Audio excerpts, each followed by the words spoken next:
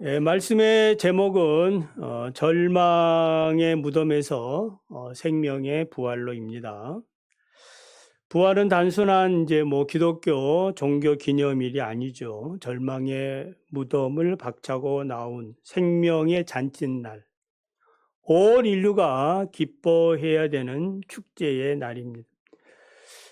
예수님이 죽었다고 선언하고 막은 그 돌문, 황제의 인봉이 찍혀 있는 그 돌문은 인간이 가지고 있는 절망의 한계를 드러내고 있습니다. 그러나 우리 하나님께서는 이 절망의 무덤에서 생명의 부활로 그리스도를 죽은 자 가운데서 살려주신 줄을 믿으시기를 바랍니다. 그리스도의 부활은 예언의 성취이며 교회의 사명은 부활하신 그리스도를 세상에 증거하는 일입니다. 생명의 부활이 주는 의미가 무엇인지 세 가지로 말씀을 드립니다. 첫째는 인간의 긍정주의는 부활신앙과 다릅니다. 1절에서 4절을 보면 안식 후 첫날 새벽에 막달라 마리아와 다른 마리아가 무덤을 보러 가지요.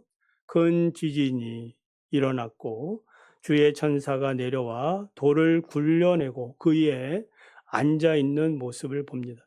지키던 자들은 천사를 무서워하며 떨며 죽은 사람과 같은 모습을 하고 있었습니다. 여인들이 부활의 아침에 무덤에 찾아간 이유는 무엇 때문입니까? 부활한 주님을 확인하기 위해서 간 것이 아니죠. 죽은 예수님의 이 시체에 향유라도 발라드리려는 인간적인 그러한 사랑과 헌신으로 간 것입니다. 그러나 여인들이 목격한 것은 큰 지진과 주의 전사가 무덤 문을 막아두었던 돌문을 굴려내고 그 위에 앉아있는 아주 놀라운 모습이었습니다. 부활의 아침 천사가 돌을 굴려낸 사건은 인간의 절망을 깨트리시는 하나님의 생명의 역사를 상징합니다. 하나님의 권능으로 돌문을 굴려낸 것은 주님이 나오시기 위한 통로를 만들기 위한 것이 아니에요.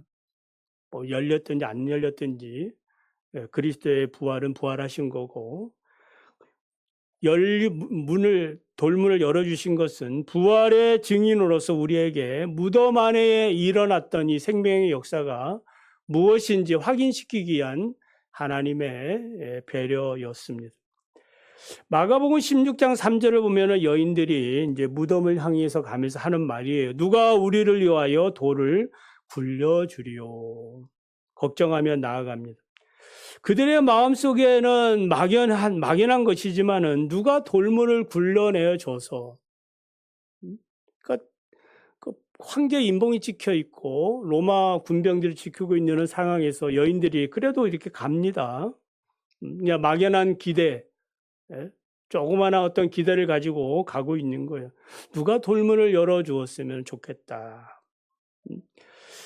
만약에 여인들이 그리스도의 부활을 믿었다면은, 적어도 부활에 대한 그런 기대가 있었다면은 확인하고 싶은 그런 마음으로 가지 않았을 거 아니겠습니까? 그러니까 1%도 없는 거예요. 부활에 대한 기대는.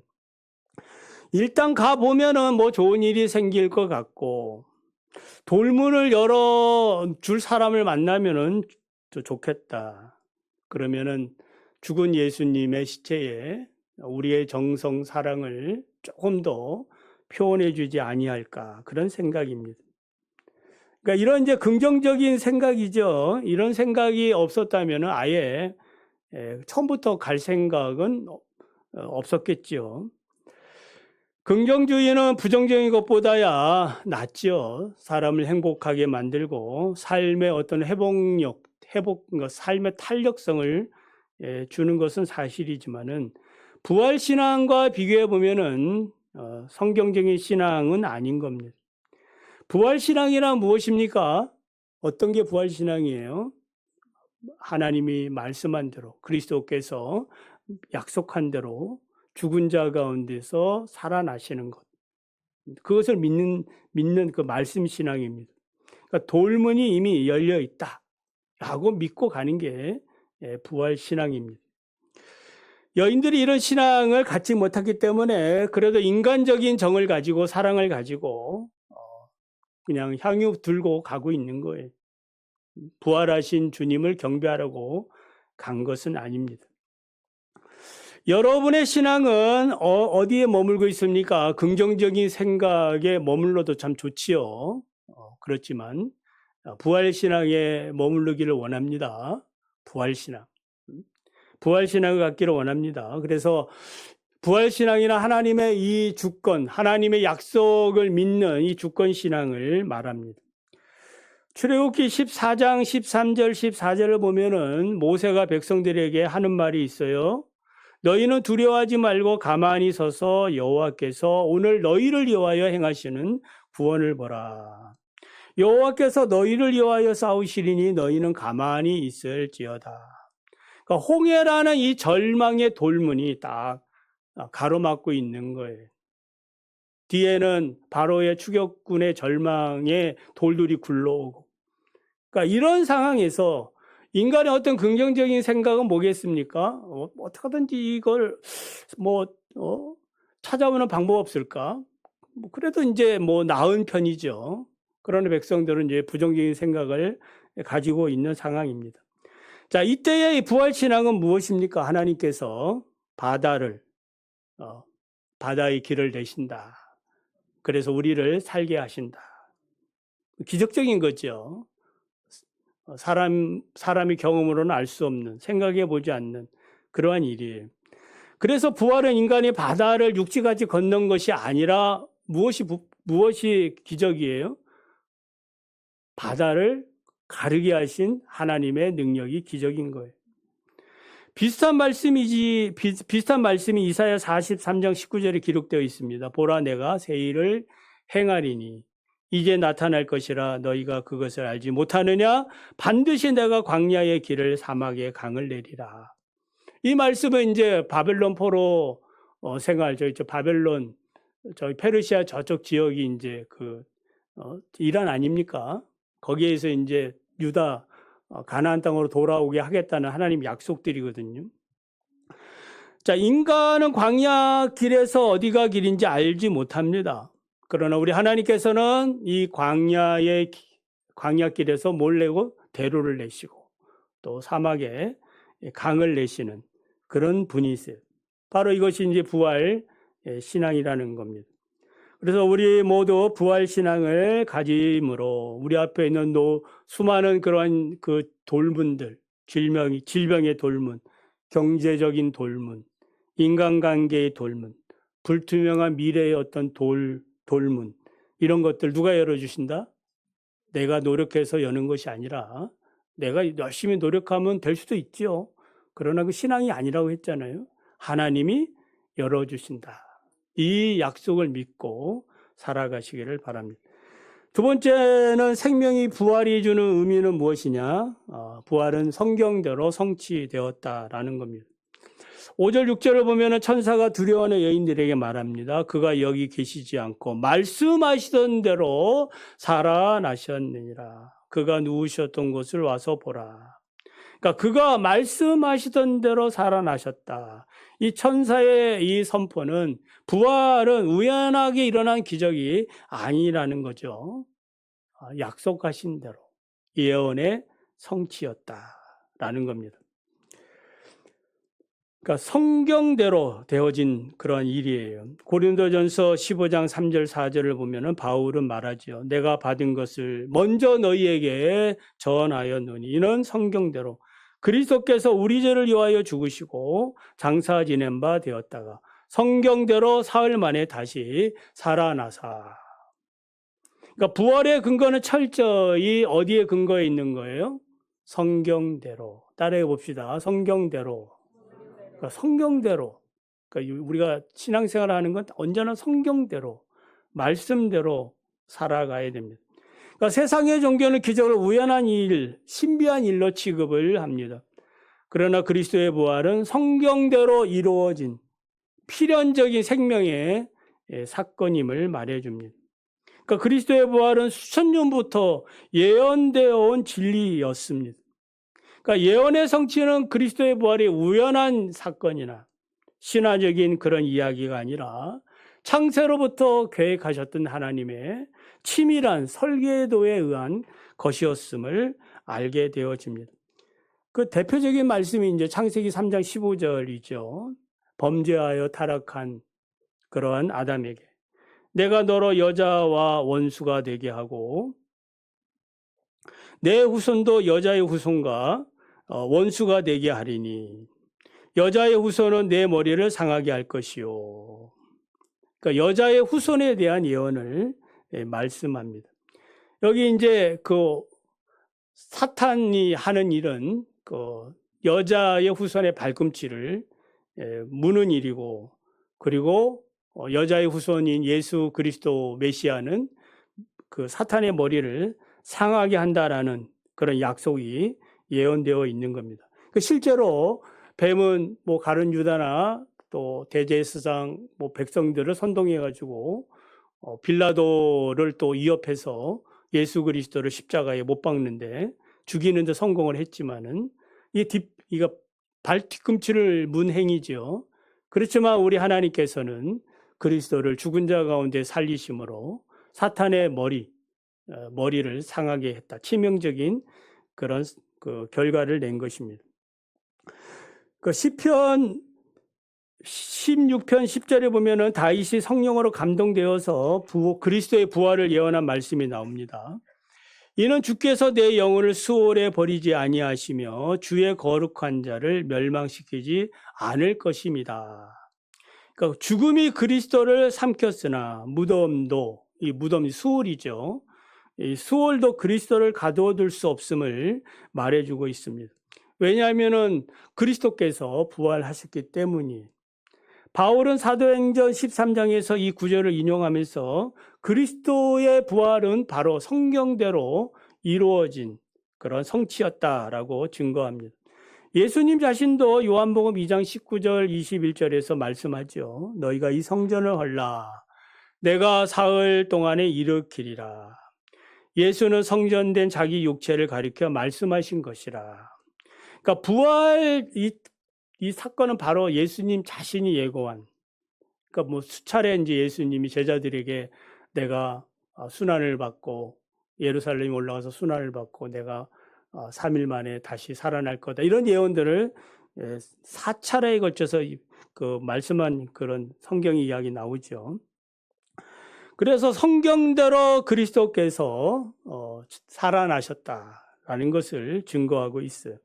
요한복음 2장 22절을 보면 제자들이 주님이 부활하신 후에야 비로소 성경과 예수께서 하신 말씀을 믿었더라고 기록해 놓았습니다.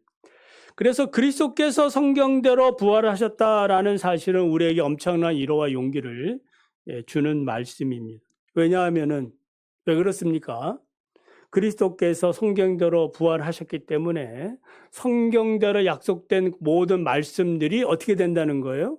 성경대로 이루어진다라는 그러한 것을 우리가 믿게 되는 거예요. 내가 너를 결코 버리지 아니하리라. 세상 끝날까지 너와 함께 하겠다. 내가 다시 재림하겠다. 이런 약속들은 반드시 성취될 겁니다. 왜냐하면 성경대로 지금까지 우리 하나님께서 성취하셨기 때문이에요. 그러니까 우리가 이 말씀을 붙들고 살아가는 그런 성경대로의 그런 말씀 신앙이 다 되시기를 바랍니다. 자, 마지막으로 세 번째, 생명이 부활이 주는 의미는 성도는 부활의 증인으로 살아야 한다라는 겁니다. 7절에서 10절을 보면 또 빨리 가서 제자들에게 죽은 자 가운데서 살아나셨고 너희보다 먼저 갈릴리로 가시나니 거기서 너희를 보리라 하자. 여인들은 이제 무서움과 큰 기쁨으로 무덤을 떠나가지고 제자들에게 알리러 가던 중에 누굴 만나요? 부활하신 주님을 직접 만나게 됩니다. 예수님은 무서워하지 말라, 가서 형제들에게 갈릴리에 가서 나와 함께 만나자라고 전하라고 이제 말씀합니다. 부활을 목격한 여인들에게 주어진 명령은 무엇입니까? 가서 전하라. 그러니까 부활의 기쁨은 부활을 확신하며 부활이 주는 큰 기쁨을 전하는 자의 몫이에요. 부활은 죽음의 공포에 사로잡혀 살아가는 세상 사람들에게 예수 그리스도가 살아나셨다. 그리스도께서 죄와 사망의 문제를 해결해 주셨습니다. 절망의 무덤의 문을 여셨습니다. 그러니까 우리의 삶과 입술을 통하여 증거해야 합니다. 여인들이 무서움과 큰 기쁨으로 다름질했다고 나오지요. 그러니까 이 무서움이라는 어떤 무서움이겠습니까? 초자연적인 그런 일들을 보면서 생긴 무서움이에요. 돌문이 열린다. 예수님이 부활하신다라는 이런 말씀을 들었지만은 1도도 믿지 않던 그런 여인들에게 있어서 놀라운 그런 광경이 일어난 거예요. 두려운 거죠. 열린 무덤을 보면서 믿을 수 없는 두려움에 빠진 것을 말합니다. 마가복음 16장 8절을 보면은 여인들이 두려움에 사로잡혀 아무 말도 하지 못했다라고 적고 있습니다. 이런 이제 두려움의 감정이 컸지만은 천사의 말을 들으면서 점차 그들의 심령은 안정되어지고 그리스도의 그 부활의 그 소식을 제자들에게 알려라라는 천사의 말을 듣고 이제 기쁜 마음을 가지고 이제 다름질하게 되었다라는 겁니다. 이런 다름질하던 이 여인들 앞에 누가 나타난 거예요? 예수님이 나타난 겁니다. 부활하신 주님 만나셔서 평안하냐? 여인들이 나아가 예수님의 발을 붙잡고 경배를 합니다. 얼마나 놀라운 그런 일이겠습니까? 여기 이제 우리가 재밌는 그러한 그 장면을 보게 되는데 어떤 장면이에요? 인류 최초의 범죄케 한 사람이 누구예요? 여자죠. 여자거든요. 근데 이게 부활하신 첫 번째 그 목격자는 누구예요? 여자입니다. 여자. 그러니까 예수님께서는 부활의 첫 증인으로 여자를 세우신 겁니다. 그동안 여인들이 당한 모든 고통과 울분, 너 때문에 이런 게 있지 않습니까? 이런 모든 고통들을 여자들의 신분을 회복시키고 그 위치를 높여주는 그런 장면이 아닌가 그런 생각을 해봅니다. 부활을 목격한 사람들의 순서를 보면은 이제 참조죠. 이거는 막달라 마리아, 또 막달라 마리아와 다른 여인들. 오늘 본문에는 이제 막달라 마리아의 다른 여인 동시에 보는 게 나오지만 또 다른 성경에는 막달라 마리아가 제일 먼저 보죠. 그리고 베드로와 요한, 그리고 엠마오로 내려가는 두 제자, 도마가 없을 때 다른 제자들, 그리고 도마가 있을 때 이제 모든 제자들, 그리고 디베라 7 제자, 그리고 갈릴리 산위에서 500 형제, 그리고 마지막 승천할 때 감난산 11명의 제자들, 뭐 이런 순서로 그리스도의 부활을 목격하게 됩니다. 예수님은 여인에게 두려워하지 말라 말씀합니다. 여인들이 천사를 만났을 때보다 더 큰 두려움을 느끼지 않았겠습니까? 실제로 부활하신 주님을 만난 겁니다. 이 두려움은 진짜 큰 기쁨으로 이제 변화가 된 것이고, 그리고 예수님께서는 믿음이 약한 제자들을 향하여 뭐라 불러요? 내 형제들. 형제들에게 가서 그들에게 내가 갈릴리로 갈 테니까 거기서 만나자라고 따뜻한 말씀을 전합니다. 로마서 10장 15절을 보면은 보내심을 받지 아니하였으면 어찌 전파하려 아름답도다 좋은 소식을 전하는 자들의 발이요. 부활을 전하는 성도들의 발걸음이 얼마나 복된 것인가를 말해 줍니다. 부활을 증거하는 일은 마치 촛불을 옆 사람에게 전해주는 것과 같아요. 내 촛불을 옆 사람이 촛불이 있다고 보고 촛불을 전해주면은 내 촛불은 뭐 여전히 내 촛불이고 타고 있고 옆 사람이 이렇게 불이 붙으면은 그 불빛은 더 환하게 빛나는 겁니다. 이것이 부활의 기쁨이라는 것입니다. 거룩한 불꽃 축제의 릴레이를 펼쳐 나가야 됩니다. 마라톤의 기원이 된 이야기를 알고 있지요. 기원전 490년 아테네를 침공한 이 페르시아군을 상대로 아테나 군이 마라톤 평원에서 승리를 거두게 됩니다. 그러니까 이 승전보를 이제 아테네 시민들에게 전하기 위해서 페이디피데스라는 이 전령이 마라톤에서 아테네까지 약 40km가 넘는 이 거리를 쉼없이 달려서 외치지요. 아테네에 도착해서 한 말이 뭐예요? 우리가 이겼다. 이게 이제 나이키라는 뜻이, 나이키라는 말이에요. 나이키 하고 이제 숨을 이제 거두었습니다. 이것을 이제 기념해서 이제 마라톤이 생긴 겁니다. 부활의 소식은 전쟁에서 승리한 이 승전보다는 더 위대하죠. 믿으시면 아멘. 그러니까 부활은 죄와 사망에 대한 그리스도의 승전보입니다. 바울은 고린도전서 15장 55절 57절에서 사망아 너의 승리가 어디 있느냐, 사망아 내가 쏘는 것이 어디 있느냐, 사망이 쏘는 것은 죄요 죄의 권능은 율법이라. 우리 주 예수 그리스도로 말미암아 승리를 주시는 하나님께 감사하노라. 아멘. 말씀을 맺습니다. 지금 이 시간에도 전쟁으로 인하여 수많은 사람들이 고통을 당하고 죽어가고 있습니다. 이 밖에 우리 환경오염, 경제적인 고통, 질병의 노출이라는 그런 거대한 돌문에 갇혀 사람들은 절망이다라고 생각을 하고 있을 것입니다. 이런 때에 그리스도의 부활은 절망의 끝이 아니라 새로운 생명이 있음을 말해주고 있습니다. 하나님께서는 절망이라는 돌무덤을 굴러내셨습니다.